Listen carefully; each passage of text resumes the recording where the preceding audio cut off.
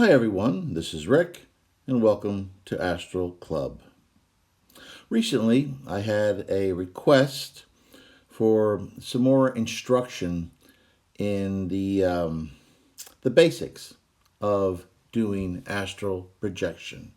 As you know, my purpose for this channel, and indeed the very core of my purpose here on Earth, as I believe it, is to help folks astral project, because I believe that this talent is an inherent talent that all humans have, that somewhere along the line we lost, perhaps as we settled down into cities and became more immersed in the physical world.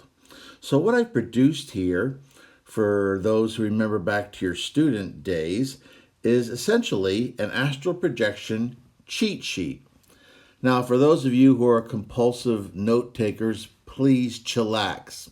I'm going to have the entire cheat sheet in the description, so if you're so disposed, you can always just copy and paste.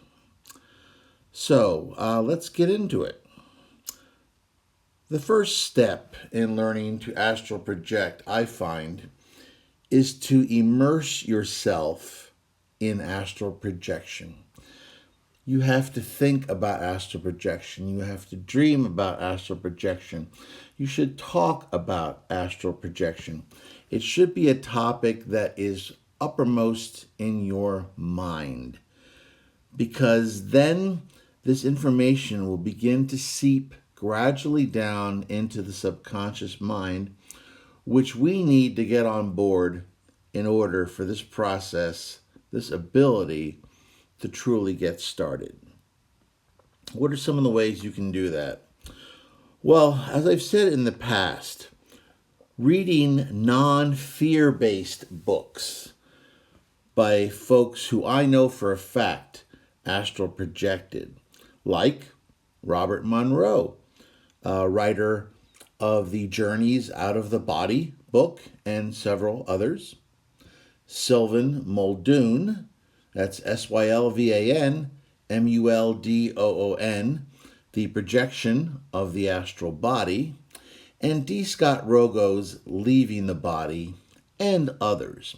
The key here is, as I said before, to read books that are positively focused and not unduly influenced by fears, because fear is something which we must manage in order to astral project. And I've mentioned this before, and indeed, it was a topic of one of my videos.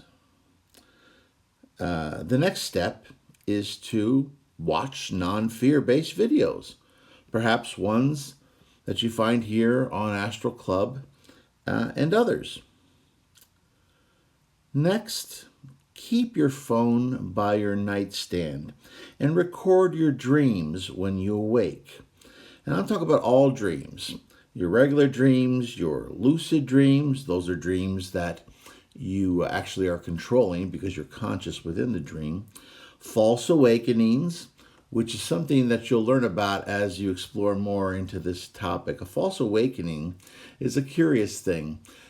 You remember having perhaps an astral experience, and you could have swore that you woke up and read your dream into your phone voice recorder. But when you wake up in the morning, you find that there's nothing there. Essentially what happened was, when you returned to your body, you were not quite inside your body at that point, yet you were so close to it that you felt very physical. So in essence, your astral self read your experience into the astral version of your phone, which is nice, but it's not going to help you when it comes time to turn on your physical phone. The next thing that I used, and I developed this myself quite extensively as a child when I grabbed a book on self-hypnosis. And I thought that perhaps that would be useful in helping to increase my astral projections. It's in essence a self-visualization. So what I would do as I fell asleep at night, I would visualize these actions as I said the words to myself. And I would repeat these few sentences over and over and over again, visualizing them happening at the same time until I fell asleep. And I'll read to you now what I developed back then. Tonight, as I fall asleep, my mind will come awake. I will leave my body. I will go where I wish to go, do what I wish to do, and when I return, I will awake and have a full memory of everything that occurred. Now, after every few weeks of this routine, what I'd like you to do, especially if you feel like you've hit a wall, is give yourself a break from astral projection. Take off a week. Don't think about it. Do something else. The last thing we want to do is to make this process unpleasant.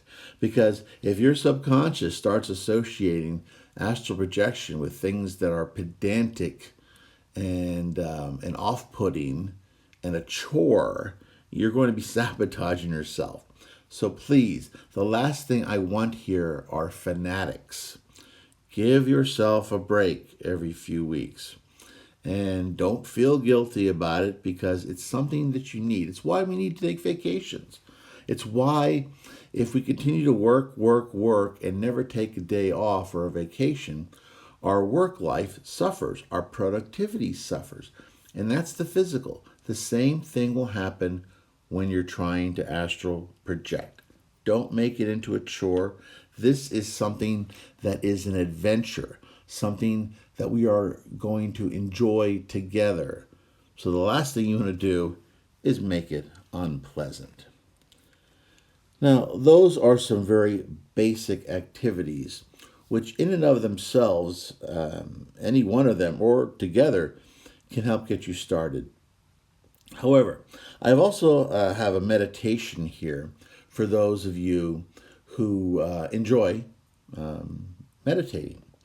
And perhaps this will be a way for you to set up the circumstances that you need to A, hopefully project, or at least B, start reaching that subconscious mind.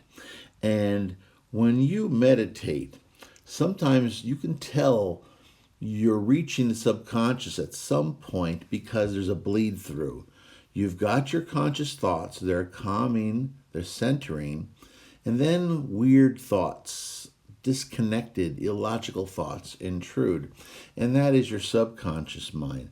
That's not necessarily a bad thing, at least in this circumstance, because if the subconscious mind is intruding on your conscious meditation, then perhaps your conscious meditation is also intruding into your subconscious mind, which is what we want. Okay, so let's get started. Astral projection meditation. To start with, find a relaxed environment and sit or lay comfortably. You should not eat a large meal before starting this meditation, which is really true of any meditation. You don't want to be hungry, but you don't want to be full either. You don't, if you're thinking about your digestive system, if your stomach is upset, you're going to have a very difficult time astral projecting. So please eat very lightly, or be in a state where you haven't eaten for a while, but make sure that you're not hungry, that you've had enough water, that you're in a state where you can concentrate on what you're trying to accomplish here. If it's possible, you can lie down in your bed or sit in an armchair, whichever you find comfortable, whichever position you find the easiest to meditate in. Step one, we have to focus on your breathing. Control it. Take deep breaths in and out. use whatever breathing technique you typically use in meditation. If you don't have one, the most popular I'm aware of is to breathe in deeply through your nose and then exhale gradually through your mouth. You want to start shedding the thoughts of the day. You want your mind, at least your conscious mind, to begin emptying. There should be nothing on your mind except the sound and the feeling of your breathing. Soon you may start to feel strange. You may notice that your body's becoming numb or disconnected. You need to do the relaxed breathing until you get this feeling. It takes longer to begin with. If so, just lie there, and focus on clearing your mind and controlling your breathing. Now, once you've done this for around 20 minutes or so, you'll experience, or you should if you're on the right track, a heavy wave or a heavy blanket rolling over your body. You may even lose the awareness of your physical body. Let this happen, and don't get overly excited. Remember, controlling your emotions is extremely important in the process of astral projection.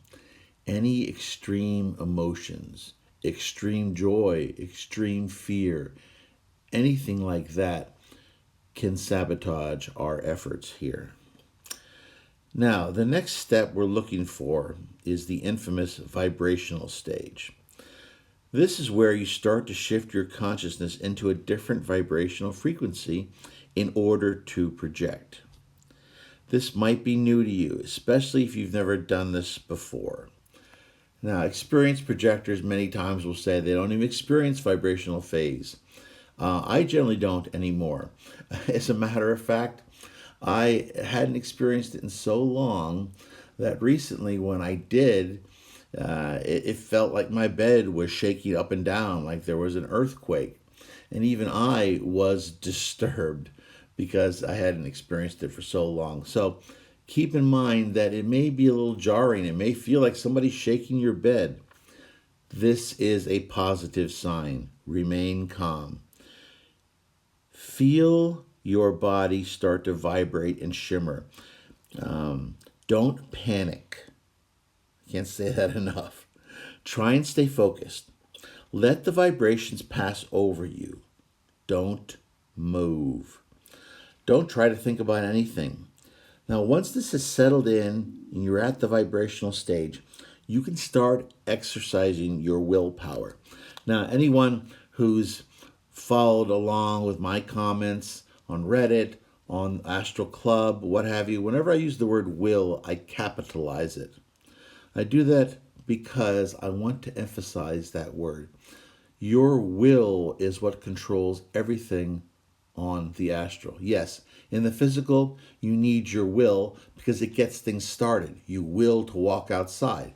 So you have the thought, you have the will, you get up out of the chair, your muscles move, and they're commanded by the brain, and you go outside, and that's how you move. But in the astral, there only is the will. The pure, unadulterated, fixated will is what controls the entire process. So that is what we must continue to focus on. Now, there are several ways to do this, and it's down to you to find the way that works best for you. The next step is visualize yourself moving without moving. I know that can be a difficult thought, and it is. Unfortunately, there's no better way to describe it.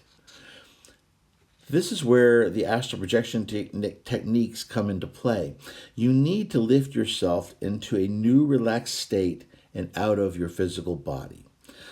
Some common methods are to imagine your hand contracting and closing without it actually moving. Focus on the feeling until you can almost see or feel your hand move. Imagine the hand moving up slowly and try to see and feel this all while keeping your eyes closed and focusing on your breathing. Another way is to imagine a bar or a rope above you as you lie or sit, and visualize your hand reaching out to grab it. Really focus and try to feel the movement. Just reach out with your astral body and grab that rope. Others like to float out of their body, either upwards or sinking downwards. I've done all of these. One of my favorites, as you may be aware, is my roll out of bed method. Don't try to control the roll, just hit the floor. I promise it won't hurt. And this is my famous roll out and get the hell out method. In this method, I used to roll out of my bed as a child sometimes and fall on the floor. So it was just something natural for me to adapt to actually leaving my body in the astral. Now, as I said with the roll out and get the hell out, if that works for you, great. But remember, the get the hell out part is important. You can glance quickly, if you must, at your physical body lying on the bed. If you're vibrating at the proper frequency, you'll be able to see your body there briefly. But do not fixate on it, because if you do, you will lose your astral projection and you'll be drawn back inside. So as I've said before, you must get quickly away as quickly as possible, because your main goal now is to go where you wish to go, do whatever you wish to do, and upon your return, to awaken and remember everything that occurred to you while you were out. That is the basic process of an astral projection meditation. I purposely made it so it is not unduly complex. I know there's some very complex guided meditations out there. However, this process does not need to be unduly complex. It has worked. It has worked for me. It has worked for others. Perhaps it will work for you as well. Lastly, I want to introduce another way to astral project, which I have mentioned before, and is going to be the basic topic of next week's Astral Club video. This is the mild, M-I-L-D, lucid dreaming and galantamine supplementation method of astral projection. I've got it listed here on the cheat sheet, but I'm not going to get into it at this stage, because this is a video all itself. And the whole process was developed by Dr. Stephen LaBerge, writer of many books, but one of my favorites is Lucid Dreaming. Now, he is a doctor, a very intelligent man, but as scientists are, he's very physically oriented. He believes everything is essentially lucid dream related, and that astral projection is just a cousin of, or just really the same experience. Now, naturally, I disagree with him, and I have plenty of reasons to justify disagreeing with him, in that I believe astral projection and lucid dreaming are very different. However, he is a scientist who has devoted his career to exploring lucid dreaming, and I respect him for doing this. And that's why I'm going to devote an entire episode next week on using his technique, because lucid dreaming is another gateway to astral project. So, and it's certainly deserving of its own video. So that's what we're going to do next week. I hope you enjoyed this. I hope this will be useful. As I said, I'm going to have this in the description. So if you're interested, you can certainly copy and paste this cheat sheet and keep it somewhere for your reference. I'd like you to like this video if it was helpful to you. If it's something that you think you could share with someone, please do so. If you have not subscribed yet, I would very much appreciate if you would hit the subscribe button and hit that bell so that you'll be notified whenever I have a new video. That's it for this week, and as always, I will see you on the astral plane.